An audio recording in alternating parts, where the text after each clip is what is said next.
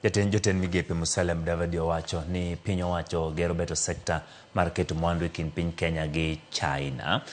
Kane oloso e mbete ma piny China ma pacho ka e boma ma Nairobi e nyasi mar dialo higni 75 nyaka ne sidi piny China matayo chenro mage. Mudavadi owacho ni winjruok e kind Kenya gi China mar keto mwandu e sekta mopogore opogore pacho ka osemiyo Kenya yudo dongruok mathoth. Mudavadi bende okono pinje moko mondo tim kaka China osebedo katimo. Jambete ma piny China ma pacho ka Nzu Pingjian to korka kore owacho ni China oseketo chenro ma keto mwandu e sectors machalo kaka wuoth, teko, stima, weche tudruok manyasani kod mamoko mondo kony e loso thuolo mag tije ne joma tinde pacho ka.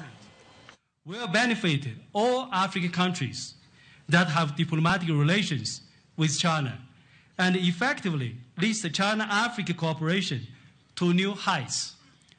The outcomes are of far-reaching significance for guiding the development of China-Africa relations and achieving modernization for both sides. Kenya greatly values the strategic partnership with China, which is people-centered, mutually beneficial, and permanent.